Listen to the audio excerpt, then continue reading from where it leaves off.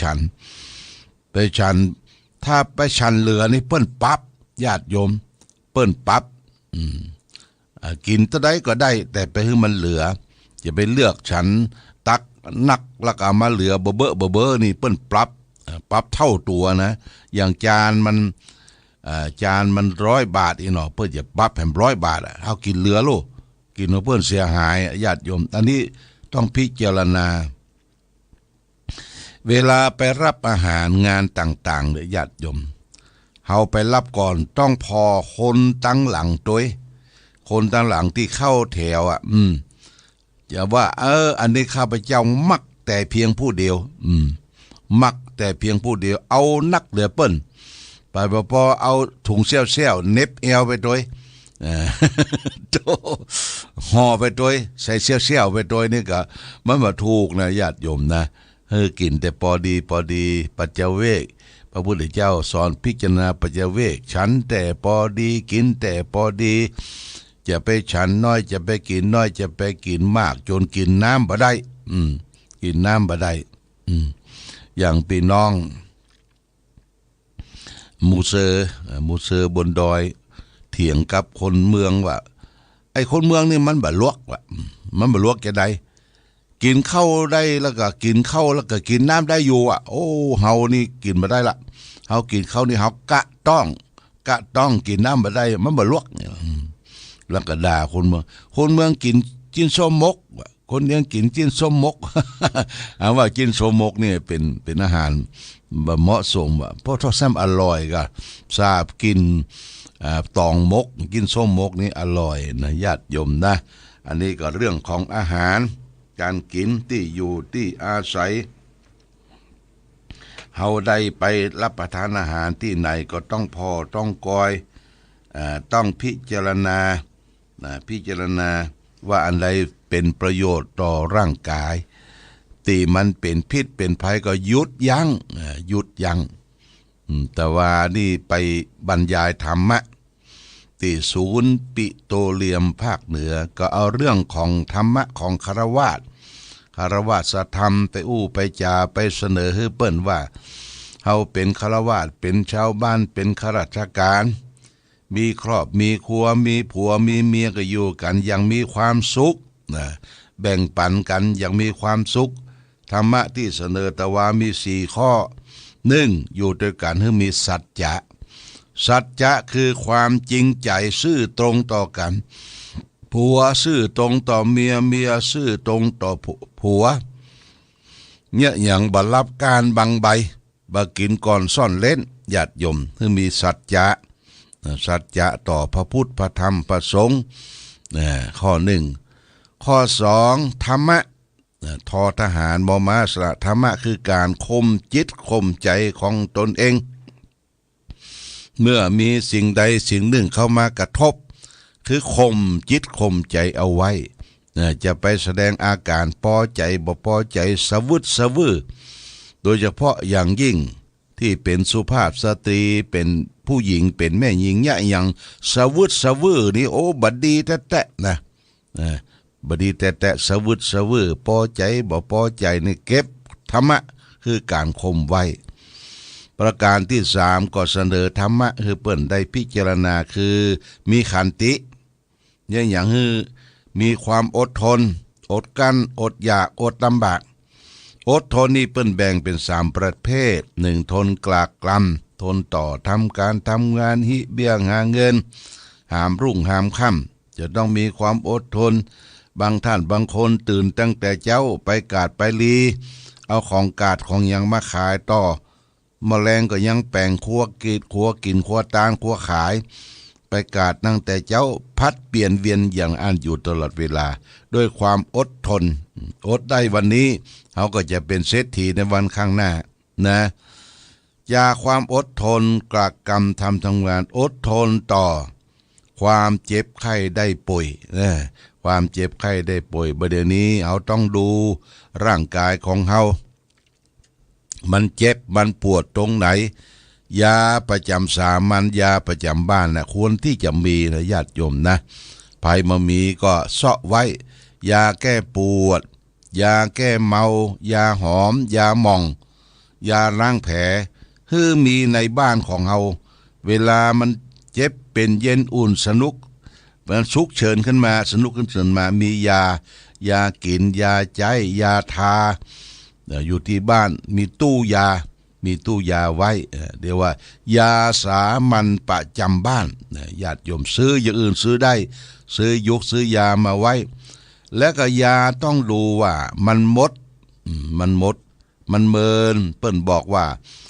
บ่มีประโยชน์ละมันหมดมันเมินฉลากเปิ้นต้องเขียนว่าหมดเวลาเท่าใดก็ต้องอ่านบ่ออกก็คือลูกคือหลานได้อ่านยาสามัญประจำบ้านยาหอมยาแก้ลุต้องยาแก้ปวดยาแก้อักเสบนี่คือมียาสามัญประจำบ้านของแต่ละบ้านเด้ออย่าได้ไปประมาทนะญาติโยมนี่ในบ้านได้จองเฮาคือดูแลแล้วนอกจากนั้นเมื่อมี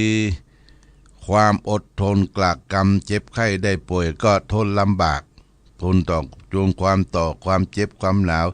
สุดท้ายที่จัดว่าเป็นความทนโดยแท้เทินเจ็บใจโทมเจ็บใจเนี่ยเป็นความทนที่สุดยอดเลยไผว่าซิดว่ากายก็จ้างเขาเตอะเฮาก็เกิดว่าไผบ่ได้เลี้ยงไผญาติโยมไผบ่ได้เลี้ยงไผของมันเฮาจะเมาก็กรรมสิชินนินทาคนนั้นคนนี้มันบ่หวังดีต่อเฮาก็จะไปสนใจนะญาติโยมอย่าไปสนใจบางทีเปิ้นติชินนินทาเล่าหน้าจาควันเฮาทำของเฮาดีละมาเส้นทางดีละก็ตั้งใจทำอย่าไปวอกแวกอย่าไปจิตใจโล้มต่ำกว่าคนอื่นที่มันชอบยาอันนี้ทนเจ็บใจเป็นขันติด้วยแท้จากความทนขันติความอดทนตะวาก็เสนอให้ข้าราชการทหารผู้ทำงานที่ในบ่อคือรู้จักจาคะนี่คือแบ่งปันมอบเพื่อแก่คนที่ควรที่จะช่วยเหลือเฟื้อฟ้ายซึ่งกันและกันโลกเฮาบ้านเฮาจะอยู่คนเดียวบ่ได้อย่างมากก็แบ่งปันกันเอามาสู่มาจุมกันนี่จาคะครอบครัวอยู่ด้วยกันอนุเคราะห์สงเคราะห์ซึ่งกันและกันสามีอนุเคราะห์ภรรยาอนุเคราะห์สามีนะเดือนจีปีใหม่ก็ไปเอวล้านเหตุกรรมกะเอวห้างเหตุกรรมไปซื้อครัวใหม่เสื้อใหม่อย่าไปคือเพื่อนนั่งชุดเก่านุ่งชุดเก่ามอมซ้อบางคนนี่ผู้หญิงนี่จังคมสามีบ่ฮื้อแต่งตัวดีนุ่งชุดมอซอแต่งตัวดีเดี๋ยวมันจะเป็นเจ้าชู้คนอื่นจะเอาไปว่าโอ้บ่ใจญาติโยมเฮาอู้ลงกันทรงกันปอไปเอวห้างอ่างล้านไปซื้อผ้าครัวใหม่อย่างมานุ่งไปวัดไปวาเดือนจีปีใหม่นี่มีความสุขนะมีความสุขระบานสามีภรรยาอยู่ร่วมกันนี่ก็ฝากไว้เป็นหลักธรรมที่จะนำมาให้เกิดความสุขคนเฮาอยู่ด้วยกันเป็นคฤหัสถธรรมมีสัจจะความสัตย์ซื่อต่อตัวเองและคนอื่นมีธรรมะคือการข่มจิตข่มใจของตนเองมีขันติความอดทนกลากกล่ำอดทนต่อความลำบากเจ็บไข้ได้ป่วยอดทนต่อความเจ็บใจสุดท้ายจาคะคือแบ่งปันช่วยเหลือเฟื้อไฟจะไปขี้จำคนขี้จำนี่บ่มีเพื่อนบ่มีฝูงญาติโยมนะบ่มีเพื่อนบ่มีฝูงเฮานึกว่าเขาได้เปิ้นได้กินของเฮาได้ใจของมันม่วนอกม่วนใจม่วนอกม่วนใจเอาฮื้อไปมันเป็นหยังของกินของใจของบริโภคมีหยังก็แบ่งปันกันไปแต่ว่านี่ตุเจ้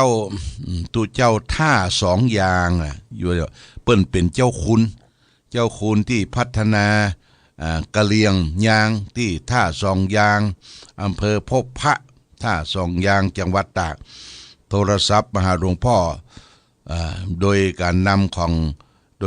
แนะนำของมหาสมชาติว่าหลวงพ่อที่วัดเมืองฝางนี่พอมีของมีอย่างเก่าๆก็ที่จะบริจาคที่จะช่วยพี่น้องชาวป่าชาวดอย ถ้ามีแล้วก็รวบรวมจะเอารถมารับนี่ก็บอกญาติโยมตัวเนี่ยใครมีเสื้อผ้าเก่าหมังเสื้อเก่าหมังนี่ซักไว้นะซักไว้แล้วก็ใส่ถุงแพ็คใส่กล่องเอามาไว้ที่หลวงพ่ออันเก่าๆอย่าไปอย่าที่เขาบ่ใจหรือจะไปเอามาฮื้อเบาบ่ใจประโยชน์เสื้อเก่าหมังที่เขาซักไว้อย่างนี้ก็ซักไว้ใส่ถุงใส่อย่างเขียนว่าหญิงชายผู้ใหญ่เล็กๆเขียนไว้หน้าซองอย่างครูเตื้อเคยจัดทำและของใจไม้ซอยต่างๆที่เขาบ่ใจในบ้านในจองเต็มบลืมพึกเต็มไปหมดที่เอามาโละมาเอามาไว้ที่วัดพระบาทอุดมเนี่ยวัดพระพุทธบาทอุดมและตัวเจ้าคุณเพื่ออย่าเสาะรถมารับนี่ก็จะเตรียมไว้ละเป็นสังฆทานเป็นอย่างวัดไหนมีสังฆทานมีอย่างนักเหลือก็เอามาจุ่มกันนะเจ้าคุณประชานาถเจ้าคุณประชานาถเปิ้นเป็นเจื้อกะเลียงเจื้อยางได้รับแต่งตั้งเป็นเจ้าคุณในฐานะที่สร้างพัฒนาหนทางที่อำเภอพบพระจังหวัดตากพุ่นว่าเปิ้นโทรมาตะคืนนะถ้าพร้อมแล้วก็โทรศัพท์กลับไปหาเปิ้นจะขึ้นมารับอย่างนี้เป็นต้น